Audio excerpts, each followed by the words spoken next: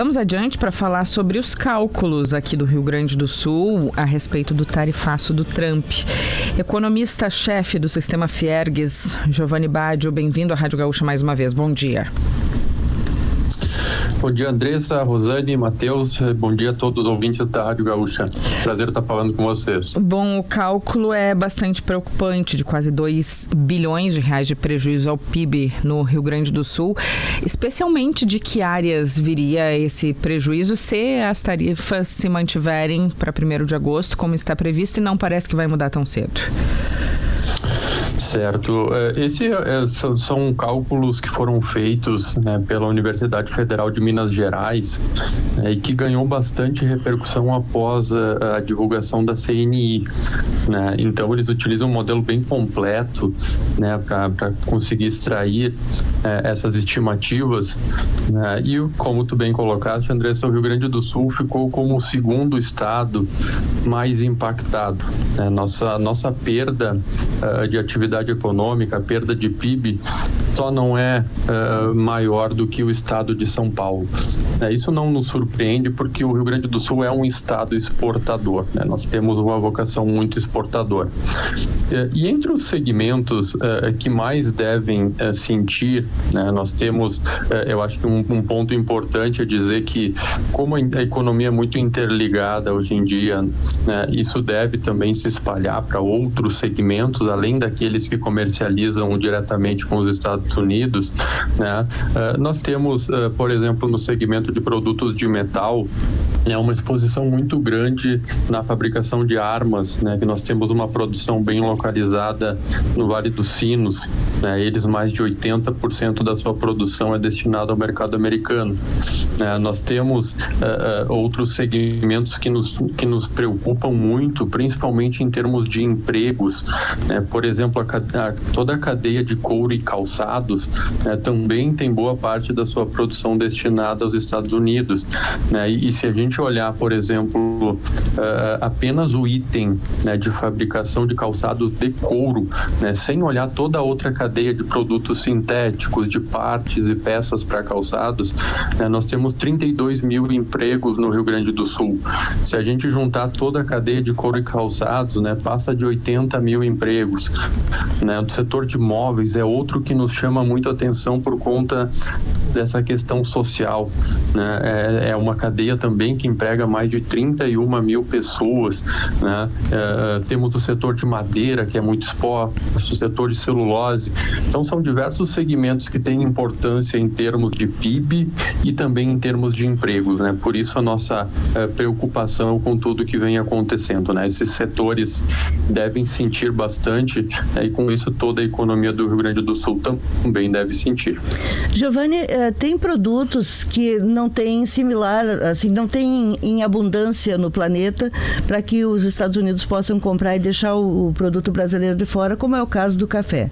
Agora, nos produtos industriais que o Rio Grande do Sul exporta, esses que o senhor citou, e mesmo os do agro, né, nós temos concorrência de outros países também, e por isso esse cálculo do prejuízo, então, porque não tem outra possibilidade que não seja ou vendemos pelo preço, considerando-se que vamos arcar com essas sobretaxas, ou deixamos de exportar para os Estados Unidos?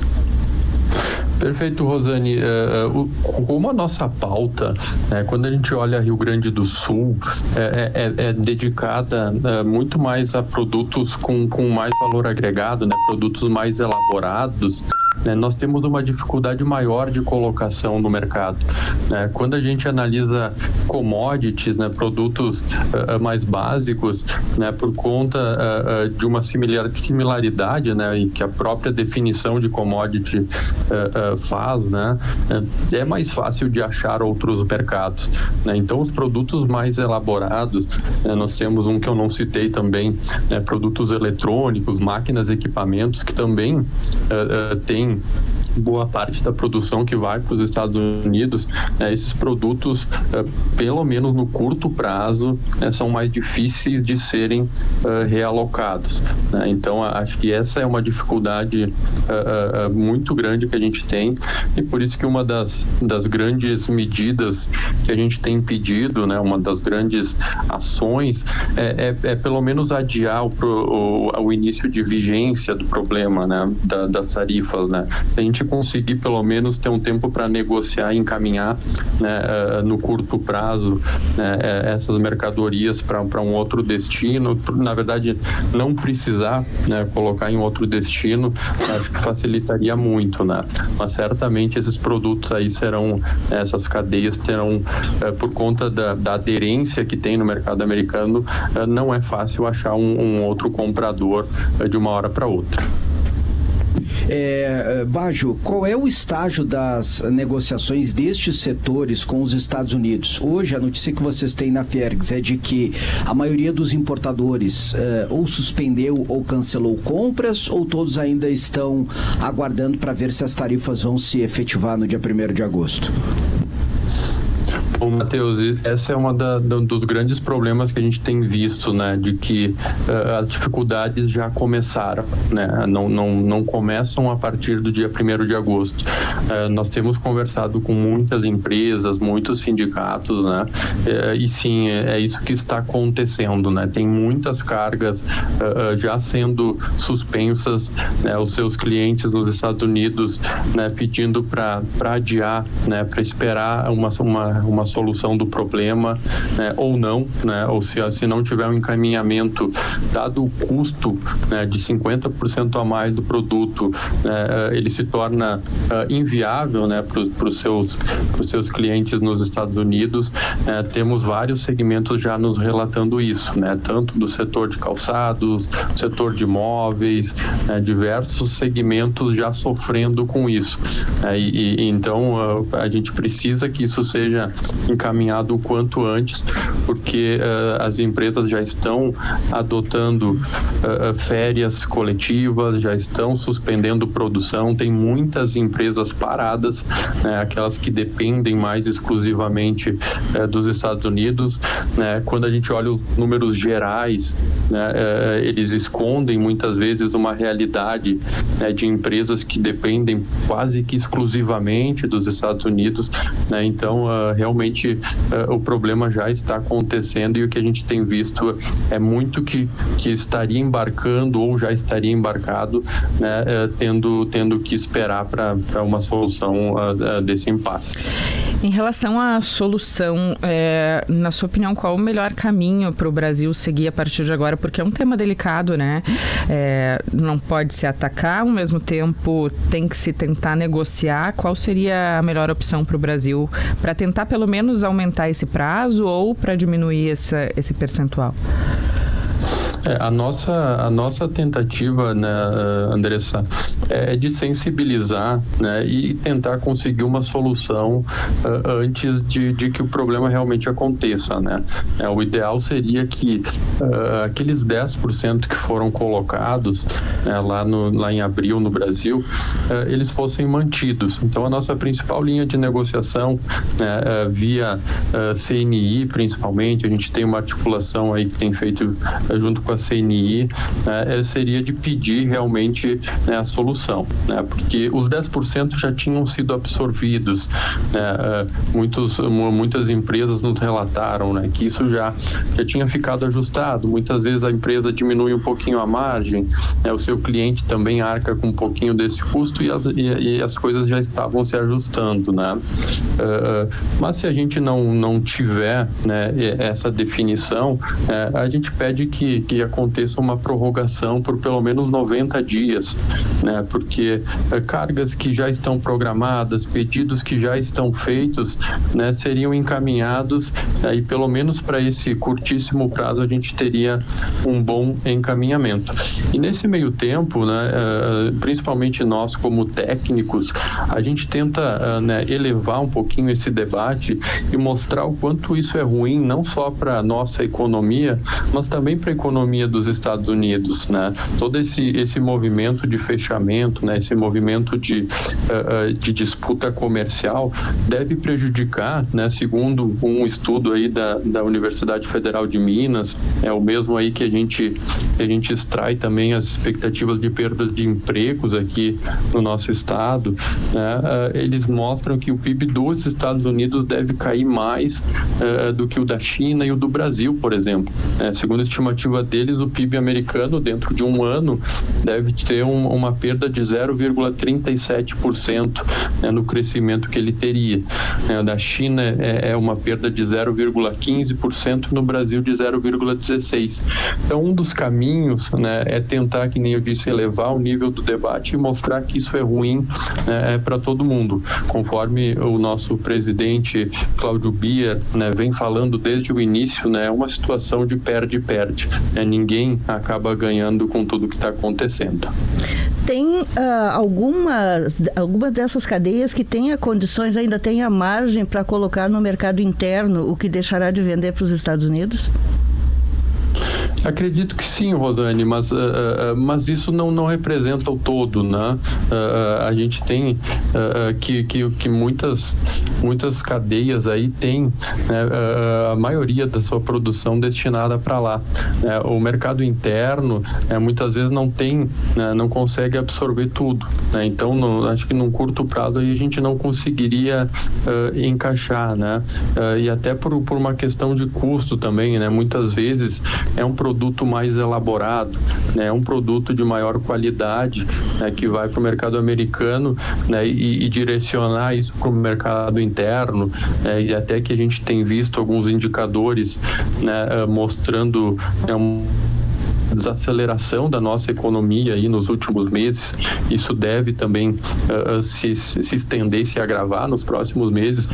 Acredito que esse redirecionamento imediato, né, para alguns segmentos, algumas empresas, acho que é possível, mas como um todo a gente não vê isso como uma saída, né, para esse problema.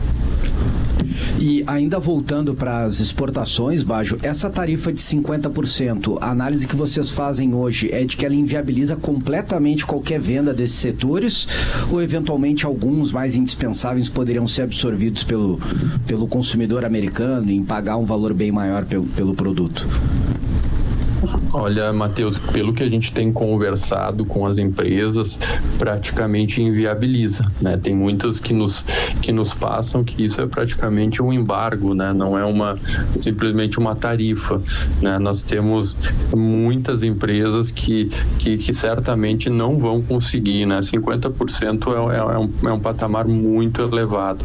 A gente já convive aqui no Brasil com diversos problemas aí que aumentam o custo de produção, né? Produção, transporte, né? Temos uma carga tributária elevada, temos elevados custos trabalhistas, tributários, tem toda a questão logística, né? Que a gente levar a mercadoria até o seu destino final, ela é muito cara dentro do Brasil, né? Então essa tarifa praticamente inviabiliza o negócio com os Estados Unidos se mantiver nesse patamar, né? É isso que a gente tem ouvido das empresas.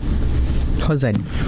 Bom, Giovanni, a gente ainda olhando para esses setores mais afetados aqui, tem um deles especificamente que até o senhor falou, que é o de armas, né? A Taurus, aqui no Rio Grande do Sul, tem dito, ou pelo menos os funcionários têm esse temor de que se as tarifas continuarem nos 50%, ela fecha essa unidade aqui e vai produzir apenas nos Estados Unidos.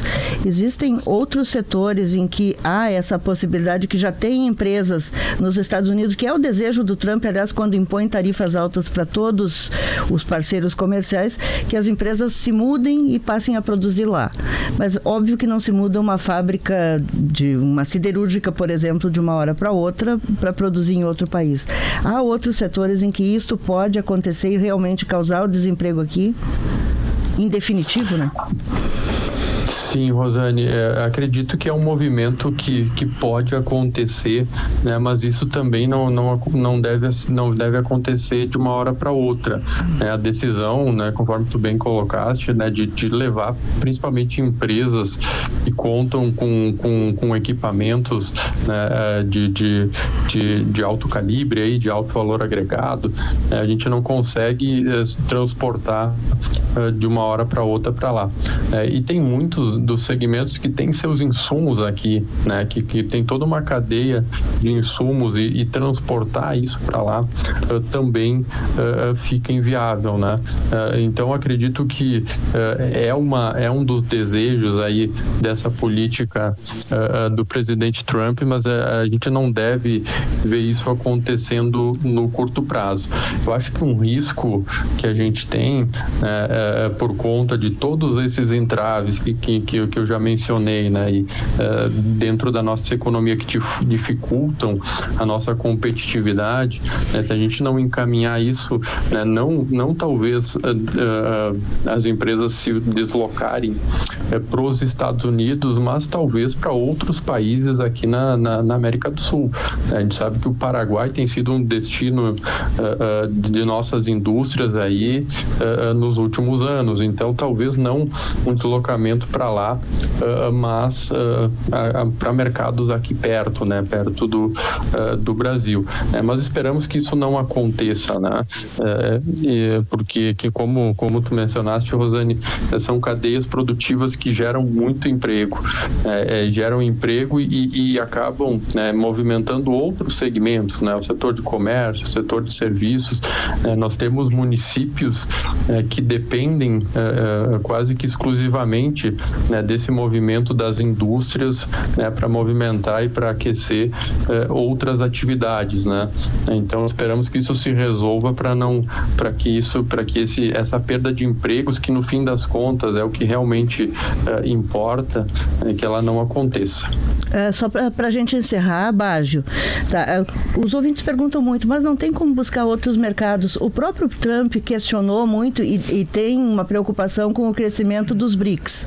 Não foi esse o motivo alegado por ele quando taxou em 50% o Brasil, mas se sabe que ele tem essa preocupação. Os BRICS podem ser um caminho para desovar, vou usar essa expressão meio tosca aqui, produtos que não poderão entrar nos Estados Unidos por causa das taxas? Eu acho que a gente deve buscar, né, Rosane, a gente fazer comércio, né, com todos os países, né? Eu acho que uma coisa que tem acontecido nos últimos anos, né, na última década, eu diria, é um certo fechamento dos países, né? E a teoria econômica mostra, né, que o fluxo comercial, né, tanto de exportação quanto de importação, traz muitos benefícios, né, para a economia, né, para o bem-estar da população, né? Eu acho que a gente deve fortalecer, né, ambos os lados, né, tanto o mercado americano quanto essas economias aí dos BRICS. O que a gente tem visto, né, e talvez isso que nos preocupa bastante, é que para esses países dos BRICS a gente comercializa muito mais produtos básicos, né? Então, por serem países em desenvolvimento, a absorção deles de produtos de maior valor agregado é mais difícil. Então, por isso que a gente precisa contar, né, com mercados como o dos Estados Unidos, como o da União Europeia, né? E aí é importante, né, a gente avançar, né, com um acordo que já foi assinado e está nas últimas tratativas aí com o mercado europeu. Então, são mercados que buscam produtos mais sofisticados e que a economia gaúcha, né, tem esse potencial de fornecer. Giovanni Baggio, muito obrigada por conversar conosco, economista-chefe do Sistema Fiergues. Bom dia e bom trabalho. Obrigado, Andressa, Rosane e Matheus. Um bom trabalho para vocês também.